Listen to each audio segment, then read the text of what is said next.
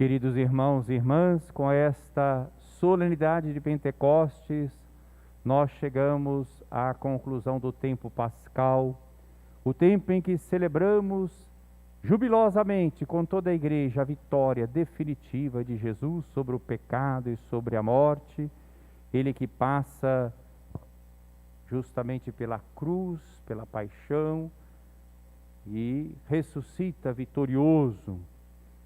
Jesus prometeu aos seus discípulos a vinda do Espírito. Eles estavam em Jerusalém, reunidos no cenáculo, com a Virgem Maria, aguardando o dom do alto. O ressuscitado já havia se manifestado a eles e já havia confiado a eles a missão de evangelizar o mundo inteiro, mas faltava a força do alto. Eles não tinham ainda esta coragem. Eles ainda estavam dominados pelo medo, eles não sabiam ainda como fazer, embora estivessem alegres com a ressurreição do Senhor e com sua glorificação que celebramos domingo passado, solenidade da ascensão do Senhor. Mas ali na oração, e é sempre na oração que nós devemos pedir o Espírito Santo, muitas vezes nós nos dirigimos a Deus de várias formas, para pedir a Deus muitas coisas, segundo as nossas necessidades, as nossas carências, as nossas aspirações, e às vezes esquecemos de pedir o principal. Deus não quer simplesmente nos dar coisas, Deus quer se dar a si mesmo, e Ele o faz, e o fez pelo envio do Filho que se encarnou, passou entre nós fazendo bem, deu a vida por nós, ressuscitou vitorioso, e pelo dom do Espírito que hoje estamos celebrando, que foi derramado em nossos corações para nos configurar a Jesus. Ninguém pode dizer Jesus é o Senhor a não ser no Espírito Santo, movido pelo Espírito Santo. Reconhecer que Jesus é o Senhor, Kyrios, é graça, é dom do Espírito Santo.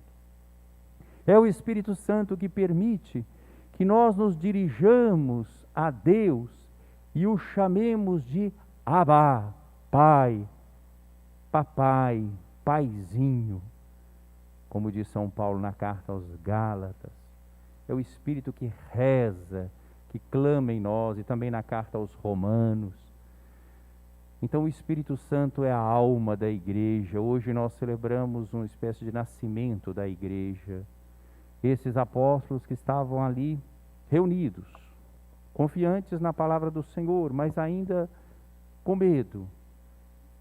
Na festa de Pentecostes, que era uma festa judaica, inicialmente festa agrícola, e que depois, com as intervenções de Deus na história, se tornou uma festa que celebrava justamente a aliança.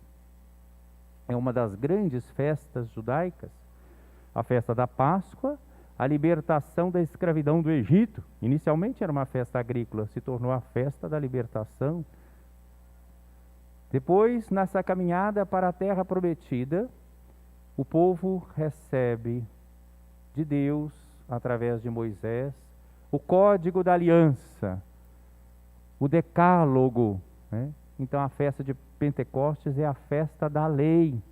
A lei entendida como orientação sábia que Deus dá ao seu povo, que o guia, que o orienta. Pentecostes, então, é uma das grandes festas judaicas. Por isso, essa narrativa da primeira leitura, Jerusalém estava apinhada de pessoas, judeus piedosos de diversos lugares, como foi aqui descrito na primeira leitura, homens que vieram, partos, medos, elamitas, habitantes da Mesopotâmia, da Judéia, da Capadócia, do Ponto, da Ásia, da Frígia, da Panfilha, do Egito, de parte da Líbia, próxima de Cirene, romanos, judeus, prosélitos, cretenses, árabes. É uma maneira de falar do universalismo da missão, do universalismo do Evangelho. Então estavam esses representando todos esses povos, com línguas diferentes, para a festa hebraica, de Pentecostes. E nesse dia, então, 50 dias depois da Páscoa, nós vemos a manifestação pública do Espírito Santo. E aí nós vemos os símbolos que aparecem aqui do Espírito. O primeiro é um vento forte, né?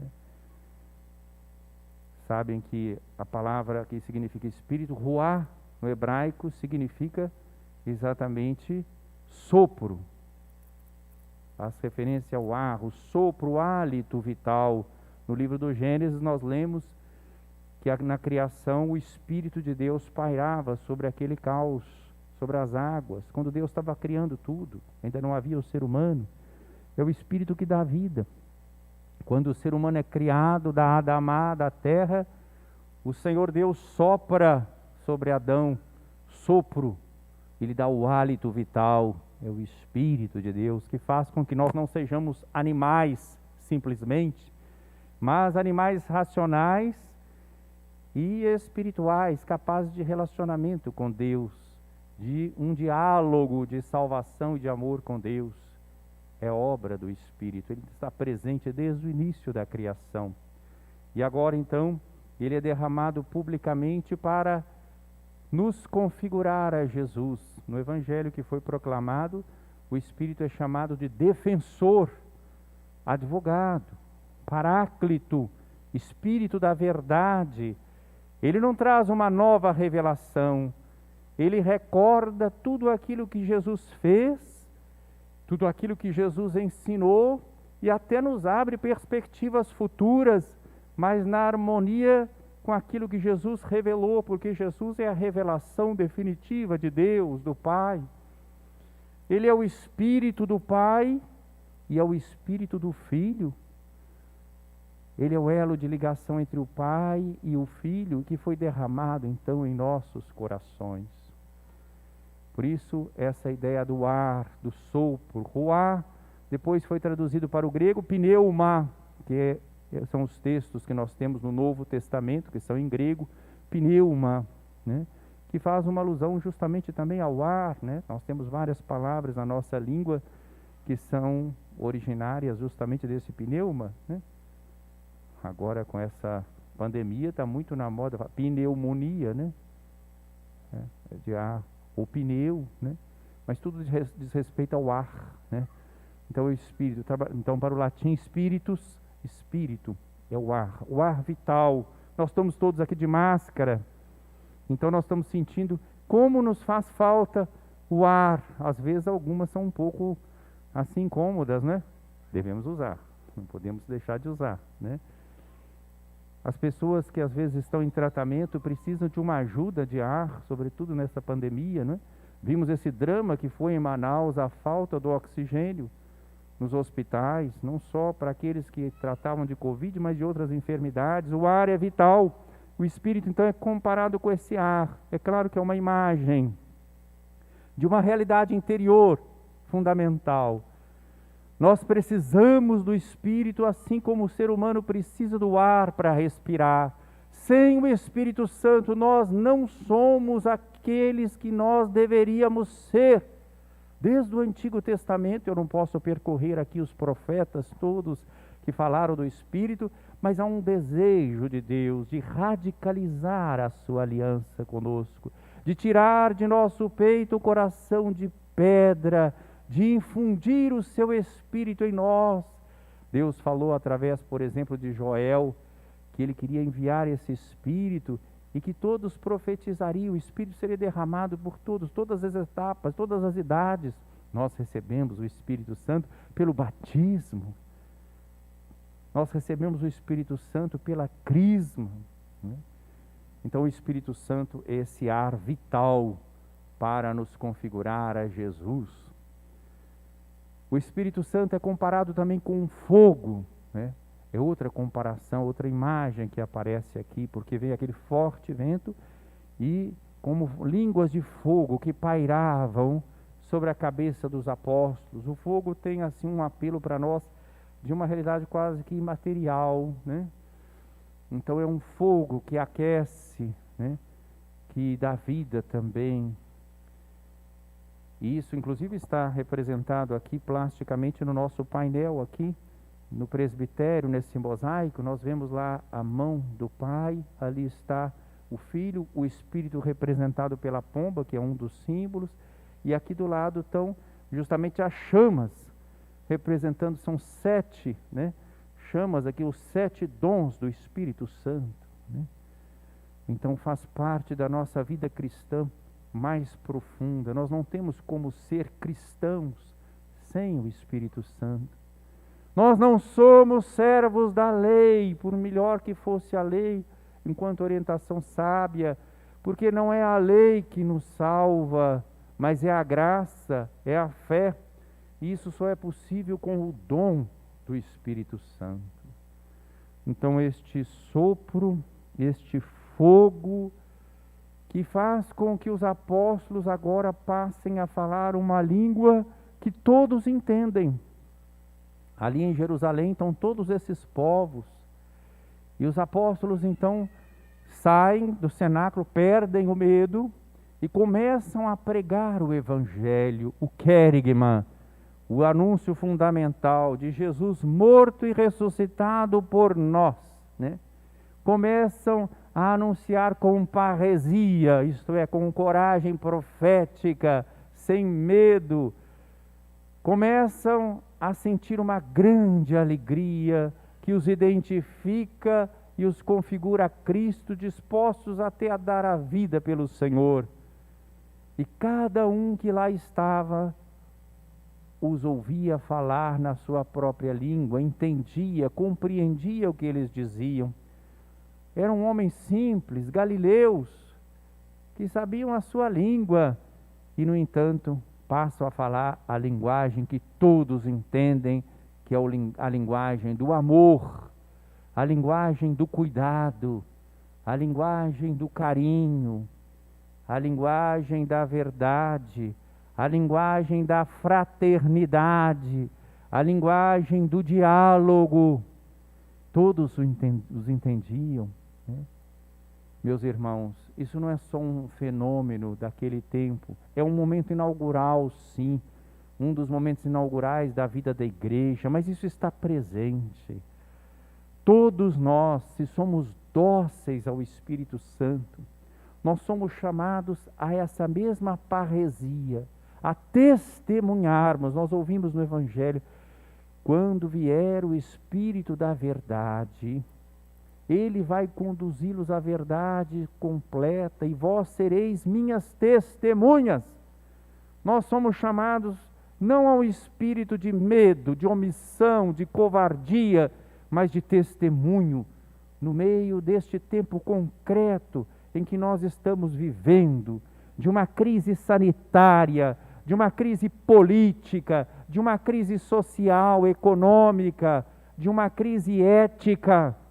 Nós somos chamados a dar testemunho da esperança cristã, movidos pelo Espírito Santo, anunciando o reino de Deus, denunciando tudo aquilo que fere a dignidade do ser humano, que fere a fraternidade, que fere a comunhão, e testemunhando essa comunhão fraterna que deve prevalecer entre nós, com esse amor especial pelos pobres, pelos pequenos.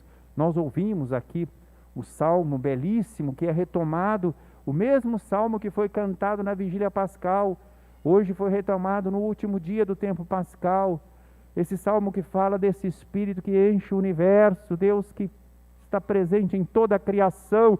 Laudato si, louvado sejas, meu Senhor, como vai dizer o Papa Francisco na sua encíclica sobre o cuidado com a casa comum. É o Espírito Santo falando pelo Papa Francisco. Louvado sejas, meu Senhor, nos propondo uma ecologia integral, uma nova maneira de viver, uma nova economia, né? Uma nova política, um novo estilo de vida. É o mesmo Espírito que vai convidar à fraternidade universal, Fratelli Tutti, a outra encíclica recente do Papa Francisco, somos todos irmãos. Ouvimos a sequência que foi aqui cantada, tão bonita, não só na sua melodia, mas na sua letra. O Espírito é o Pai dos pobres. O Espírito aquece o que é frio. O Espírito nos traz aragem no calor. O Espírito dobra o que é duro. Enfim, o Espírito nos traz a harmonia. Disso também falou a segunda leitura, quando falou de duas posturas. Uma, a daquelas pessoas que se deixam conduzir pelos instintos egoístas, e que ele chama aqui os desejos da carne, E tem uma lista aqui das pessoas, do que são esses pecados contra a carne, os pecados da carne, as obras da carne. É uma lista de pecados. A carne aqui não é só no que diz respeito à castidade, é o egoísmo do ser humano também, Então, fornicação, libertinagem, devassidão, idolatria, feitiçaria, inimizades, contendas, ciúmes, iras, intrigas, discórdias, facções, invejas, bebedeiras, orgias e coisas semelhantes. A lista podia crescer. Fake news, corrupção, exploração dos outros. Está tudo aqui. São as obras da carne. Esse desejo de passar por cima dos outros, do lucro a qualquer preço, de ver o outro como competidor e não como irmão. E depois ele fala dos frutos do Espírito. Caridade. Onde tem o amor, Deus está presente. Onde tem o amor, está o Espírito Santo. A alegria é outra característica do Espírito. Não uma alegria necessariamente de uma gargalhada espalhafatosa, mas uma alegria de quem tem a serenidade, a paz de estar fazendo o bem, de estar se dedicando aos outros, de quem é feliz porque faz os outros felizes. Esta alegria. A paz, a longanimidade, a benignidade, a bondade, a lealdade, a mansidão, a continência. Ou seja, o Espírito nos leva à paciência, à compaixão, à lealdade, à bondade, à mansidão, à temperança, ao equilíbrio. Não sermos joguetes dos nossos instintos egoístas. Então, meus irmãos, esse Espírito que é a alma da igreja, é o Espírito que faz com que os sacramentos da igreja tenham a sua eficácia. Hoje teve batizado aqui, o diácono batizou 5 crianças. A água se torna fecunda pela ação do Espírito Santo. A Eucaristia que nós estamos celebrando, o celebrante precisa invocar o Espírito na epiclese, para que ele transforme o pão e o vinho no corpo e o sangue do Senhor, e transforme a assembleia litúrgica que está reunida numa fraternidade. Não sei se vocês prestam atenção, mas na toda oração eucarística nós temos uma dupla epiclese. Epiclese é a invocação do Espírito Santo. É para que o Senhor transforme, e é o Espírito que transforma o pão e o vinho no corpo e sangue do Senhor, e transforma os comungantes, a assembleia que está reunida em oração, no corpo de Cristo. Portanto, numa fraternidade. Estão vendo como é que comungar é tornar-se um perigo? Porque significa que nós queremos viver uma vida de amor, uma vida de perdão, uma vida de partilha, uma vida de fraternidade. Então, meus queridos irmãos, o Espírito é um vento forte. Ninguém doma o Espírito. O Espírito não pode ser controlado. O Espírito não pode ser manipulado. O Espírito sopra onde quer. Ouvimos o ruído, é como o vento. Não sabemos de onde vem, para onde vai. O Espírito Santo conduz a igreja de Jesus Cristo. O Espírito Santo nos constitui como povo sacerdotal, profético e servidor. Agradeçamos a Deus pelo dom do Espírito Santo.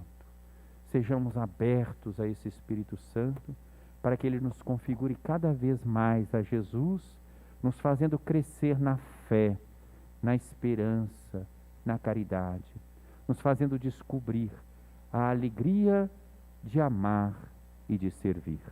Louvado seja nosso Senhor Jesus Cristo. Para sempre seja louvado.